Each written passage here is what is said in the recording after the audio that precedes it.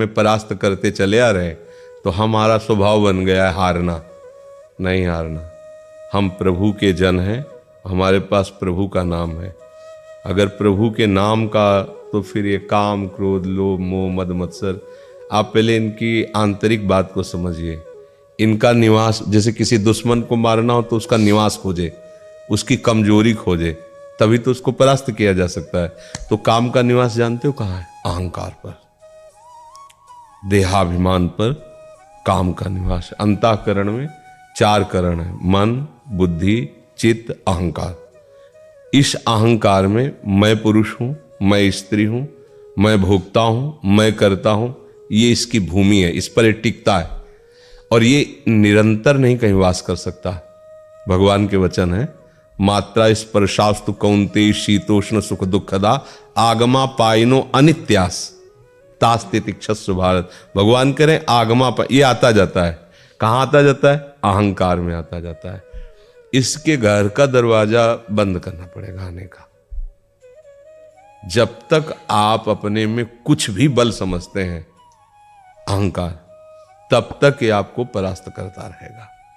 और जिस दिन आप निर्बल होकर प्रभु की शरण में इस अहंकार को समर्पित कर दिए, फिर किसी की ताकत नहीं कि आपको परास्त कर सके।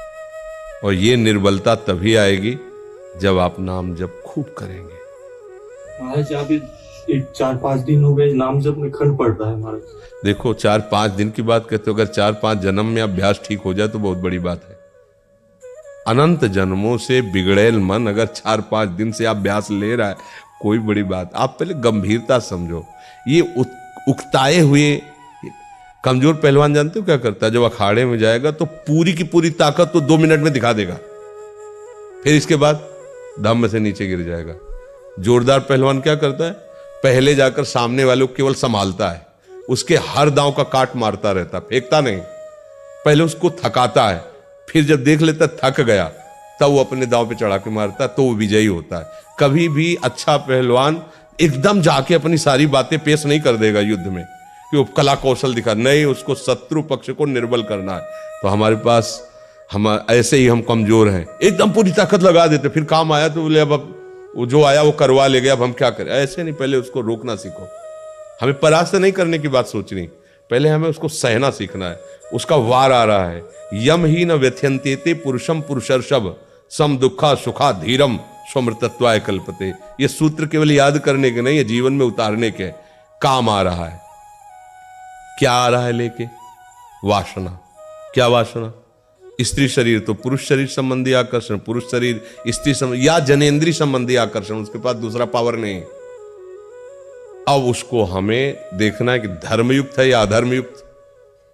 अगर धर्मयुक्त है, गृहस्थ है, हम कहीं विवश हो रहे हैं तो उसमें कोई पाप नहीं है, तुम्हारे घर का सूत्र है, गृहस्थ धर्म में हो।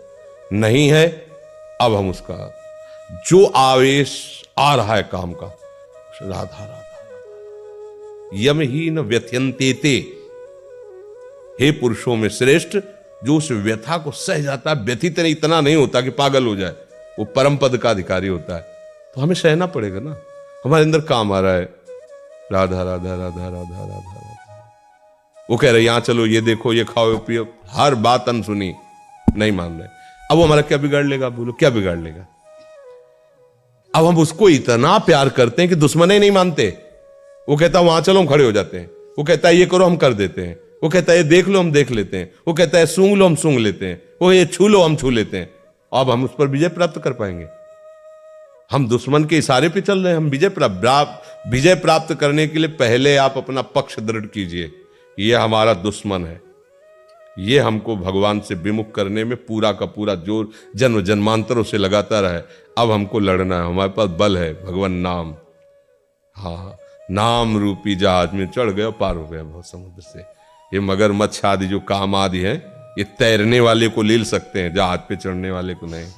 नानक नाम जहाज है, चढ़े सो उतरे पार। नाम पर बैठ गया ना, पार हो गया। आज तक कोई ऐसा नहीं मिला कि हम नाम रूपी जहाज पे बैठे भैया बूढ़ गए। जीवन भर गंदा आचरण बना और अंतिम समय अपने बालक के लिए नाम उच्चारण कर लिया, नारायण, तो भगवान का पार्षद आ गए और उसका मंगल कर दिया। नाम जप करो। और ये छोटी मोटी लड़ाई नहीं है, बड़ी ऊंचाई तक ये अपना अधिकार रखते हैं, क्योंकि ये भगवान की ही शक्ति से शक्तिमान है। और वो ऊंचाई, जब तक अहंकार इतना भी रहेगा तब तक गिरना पड़ेगा, ये ध्यान रखना।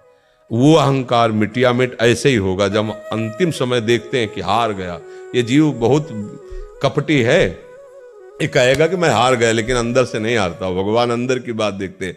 जब अंदर से हार गया तो हरि गुरु उसकी बांह पकड़ लेते हैं। फिर गुरु मेहरबान, चेला पहलवान, कोई उसे परास्त ही नहीं कर सकता, कोई परास्त नहीं। ऐसा नहीं कि ये काम क्रोध केवल आपको ही सताए हैं, ये संतों को तो आते ही नहीं हैं या आए ही नहीं हैं। सबको रोना पड़ा है, सबको भगवान से प्रार्थना, नाथ मुझे बचा लो। और प्रभु का नाम, प्रभु का बल, धीरे धीरे ऐसी स्थिति, ऐसी ऊंचाई आई कि वो छू ही नहीं पाते। निर्मल अवस्था में भगवान